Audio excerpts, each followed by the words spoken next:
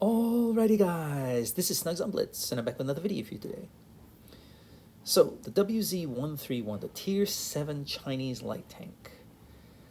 It's a bit of a meh tank, but one thing it does have, and that is speed. So, let me give you a quick overview and then we'll jump into some gameplay. So, overall, it's okay. Gun.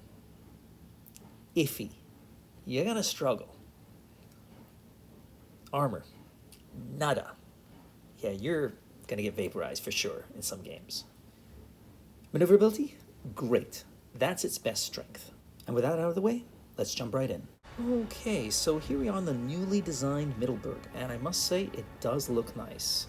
It definitely feels different than what it was before. Flatter, especially up here. Yeah, it still has the same, angles per se, especially in this tank, because you have terrible gun depression, which really makes the whole Chinese line very tough to play. I would say these tanks are not for newer players. You've got to have some experience playing. This is not a line you want to be going down early on in your blitz career. But it does have good spotting, so that's what I'm trying to do. See if I can find out where the enemy are.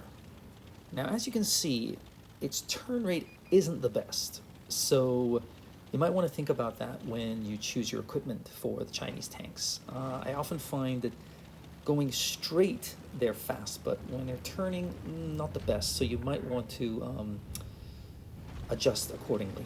Okay, now finally our team's arrived, and we've got a T-77, so we're in good hands. That guy can just rip right through pretty much every tank. Now, one thing I will say about this new map is it's much harder to get the base. It really is up here.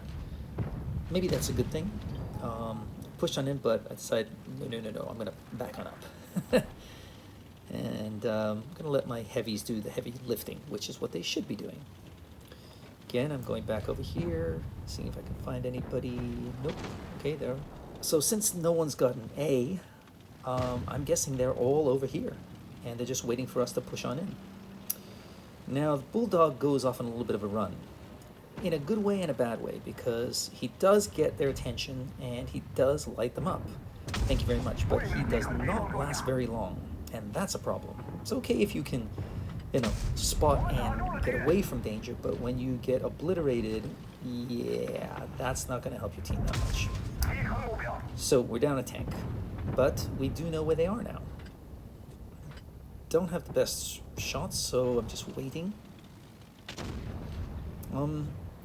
With light tanks, and this is not just for Chinese tanks, but pretty much all light tanks, one of the things you want to be able to do is know when to push in and know when not to, because you don't have the best of armor. But I know 3 of the tanks are over there, so I'm just going to try and see if I can get in here and hopefully get the base without getting shot. Unfortunately, that's not the case. So I need to kind of abandon the base here and just use the hill, but luckily, and look at this shot, ready? Look at that, now that's a nice shot, so not bad. And again, now we're just trying to use this ridge line to cover me. Ooh. Managed to avoid that shot, so that was good news. And now it's things are looking up, okay, because yeah, their team is now split up, and now I can use my speed. So now I'm going to be a pain in the butt, basically. Unfortunately, I run into the damn turret, but no problem. Ferdinand's gone. Someone's going to come get me, but he's going to pay the price. And so, yeah, there you go. I think this illustrates what this tank can and cannot do. It cannot push in early on. You can spot, but you want to do so safely. You want to make sure your heavies are doing their job, and then you can come in around the back or later on to kind of clean up or use your speed to be a nuisance. That's, I think, the best way you should play these tanks in general. Not the best game, but I just wanted to share that with you because I think that kind of shows you the struggles that you can have with this tank. Anyway, that's all I got for you. I'll see you next time. Snugsonblitz, out.